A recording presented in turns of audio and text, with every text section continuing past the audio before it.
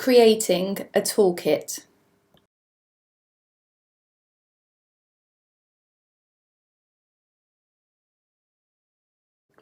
This session will be shorter than the other sessions. It's an opportunity to try lots of different strategies and see which one works best in meeting you and your family's needs.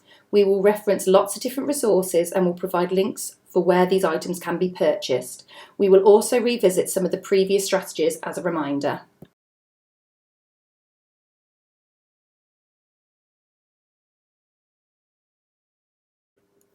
This slide is a reminder of the heavy work exercises we introduced at session 1. Remember, the heavy work activities help to calm and focus us in order to help with loud environments or when we become anxious or distressed. It is helpful to do some physical activity before sitting for long periods of time, such as during assembly or when doing tasks which you don't like doing very much. The following activities help to give us opportunity for movement and provide proprioceptive stimulation which help us to feel calm. Copy the first picture on the upper left by pressing the palms of your hands together strongly and creating some resistance. You should feel this through your forearms as you push and release. You might find this helps to feel calm in your body. The second picture, you hook your fingers together and pull each hand away. Again, you should feel this through your forearms as you push and release. In the third picture, top right, wrap both arms around your body as if you're giving yourself a massive hug and gently squeeze. You'll need to be sitting on the chair for the bottom left picture. With feet resting on the floor, grip both hands either side of your chair and straighten your arms and lift yourself off the seat and lower back gently. The lower middle picture is standing press-up position. To do this, place your hands on the wall with arms bent and push your weight back by strengthening your arms, like a stand-up press-up. If you're at school or out and about, this can be done in lots of different ways so that people don't notice. For example, if you're feeling a bit overwhelmed while you're waiting in the dinner queue in school, you can rest your shoulder against the wall and lean in. Last but not least, in the bottom right picture, interlock your fingers and place your hands on top of your head and gently apply pressure by pressing down. This is really good if you're sat at your desk at school or office or when you're taking a moment to gather your thoughts. You might even find that you do this automatically without realising.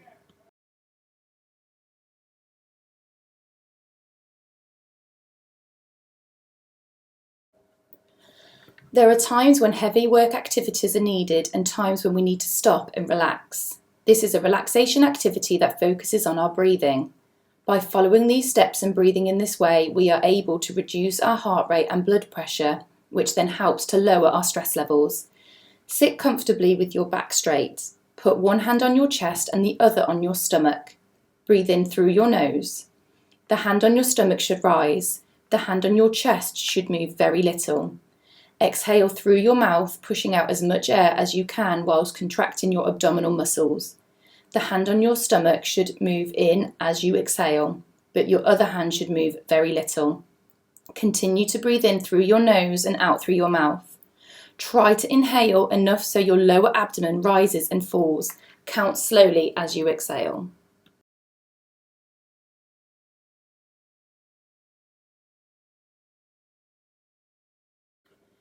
This activity helps to find where in our body we are feeling tense. This is a particularly helpful activity when we are not in tune with our bodies. It helps to reduce or at least manage the stress we are experiencing, while stretch muscles hold less tension and therefore can help you to feel less stressed.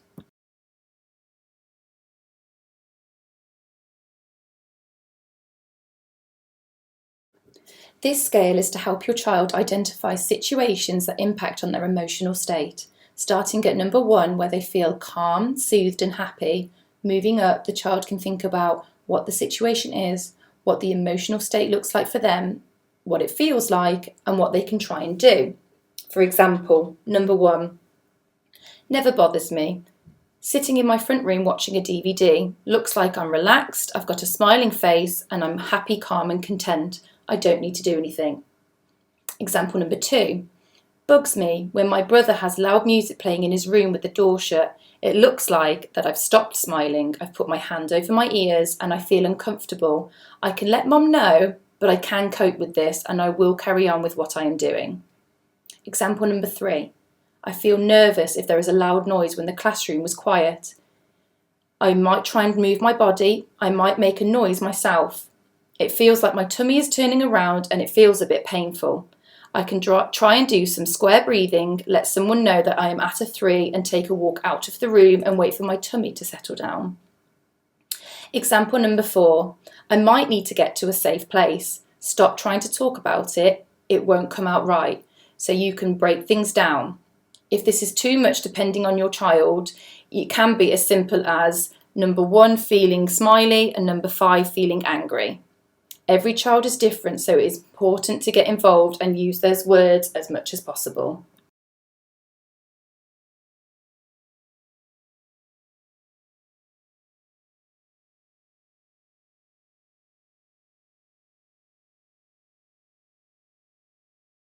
As shown in session 2, stressometers and emotional thermometers are common ways of measuring emotions and different stress levels. Identifying emotions visually in this way can help children with a neurodevelopment disorder talk about a topic that is normally difficult to discuss.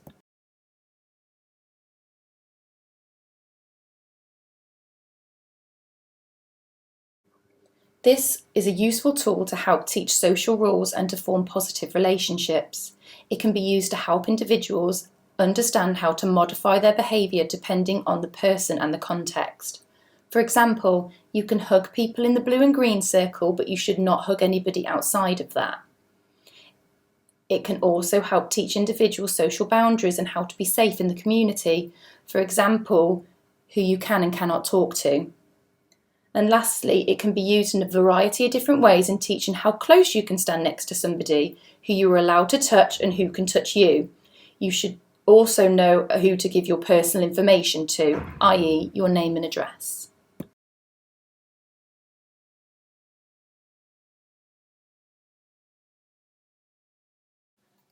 Now we are going to discuss some various different helpful strategies.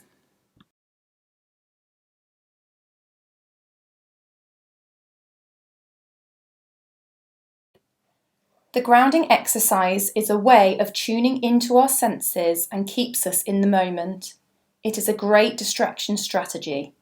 The idea is that you ask your child to identify 5 things that they can see, 4 things that they can feel, 3 things that they can hear, 2 things they can smell, and 1 thing that they can taste.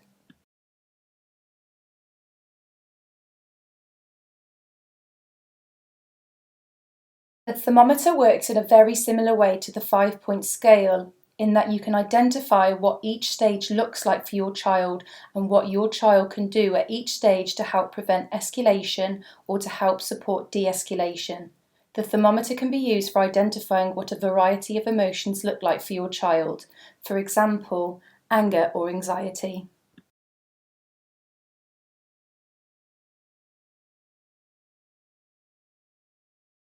The breathing triangle is a simple breathing exercise. The picture is a great reminder of what we need to do.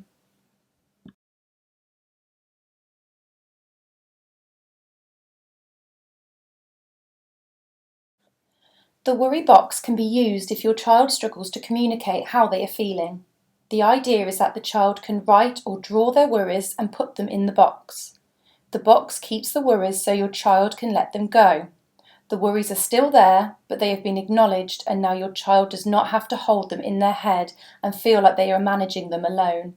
It is really helpful to set some special protected time in the day that you can sit with your child and share the worry.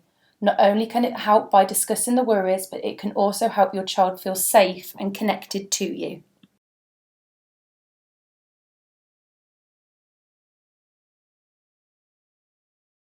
The breathing star is another example of a breathing exercise in a picture form to serve as a reminder of what your child needs to do. The breathing star is another example of a breathing exercise in a picture form to serve as a reminder of what your child needs to do.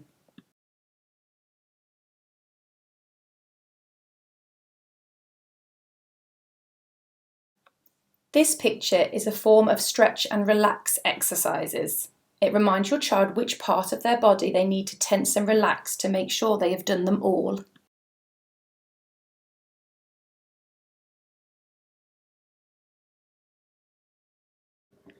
Now that you have completed the sessions and looked at the strategies, it may be helpful to spend some time thinking about the strategies that work well for your child at each level of distress. The reason for creating this toolbox is because it will help both you and your child feel more confident, skilled, and resilient in coping with stressful situations. This activity can be more beneficial when you create it with your child inputting.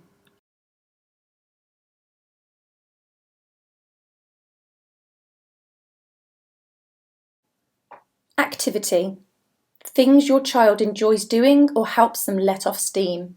For example, walking, running, bouncing on the trampoline, engaging in special interest activities.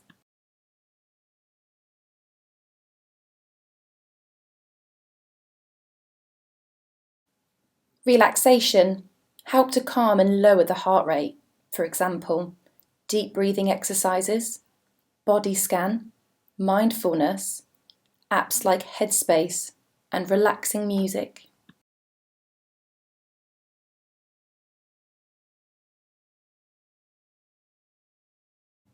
Social. Talking to someone they trust, even a pet.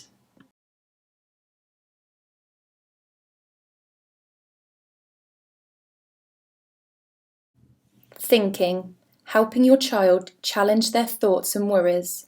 For example, problem-solving flowchart, having a mantra, set phrase, opinion, not fact, would this stand up in court, comic strip conversations, social stories, and worry time.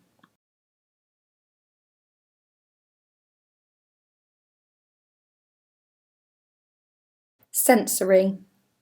Things that help your child to regulate based on their sensory needs. For example, pushing against a wall, weighted blankets, certain music, relaxing smells and tastes, fidget spinners, ripping paper, stripping bedding, stress balls, and a sensory box.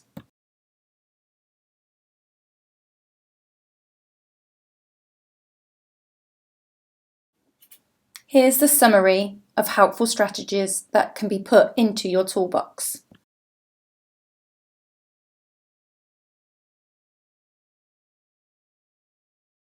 The following slides offer information about various pieces of equipment and their uses which you can purchase online.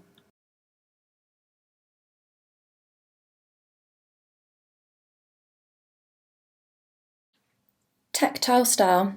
This could be great for a soft tactile input, a tactile fidget, a visual and proprioceptive and oral seeker, increase body awareness and concentration whilst listening to instructions.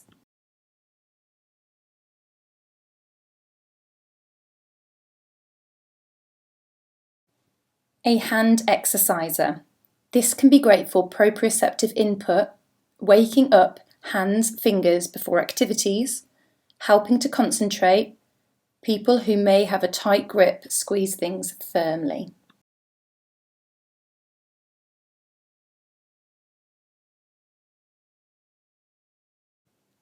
A digital timer.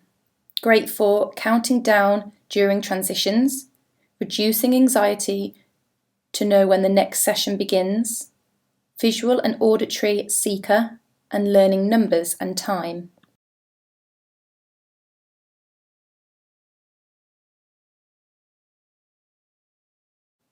A liquid timer.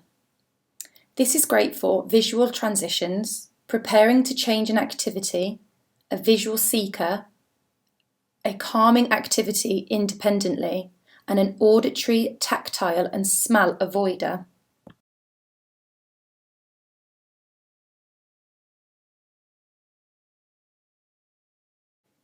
An elastic ball. This is great for proprioceptive and tactile fidgeting, helps concentration, visual patterns, engaging in visual changes as you explore it, and auditory avoiders.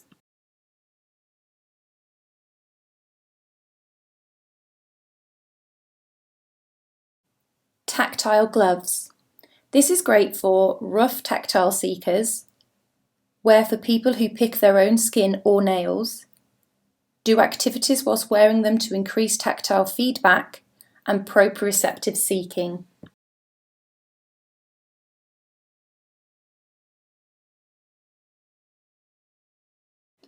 Kinetic rings. This is great for proprioceptive awareness, waking up arms, group work with other people as you can flow while holding hands, visual, vestibular and tactile seeker, auditory avoider.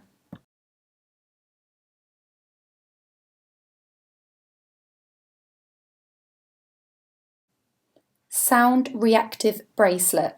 This is great for helping students who speak loudly to be aware of the noise, as the bracelet will flash when loud. Can also be used during group activities by placing it on the table.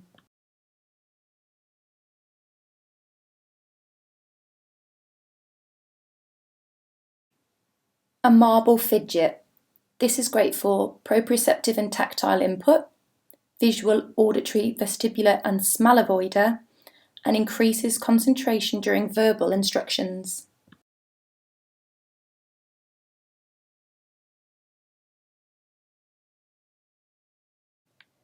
A smell pot.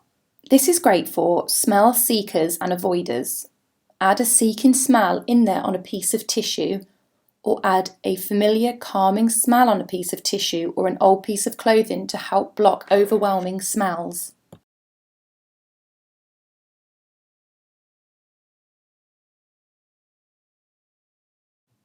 Noise cancelling headphones. These are great for reducing environmental sounds up to 27 dB, providing proprioceptive input on their head, reducing anxiety from unexpected noises and increasing independence.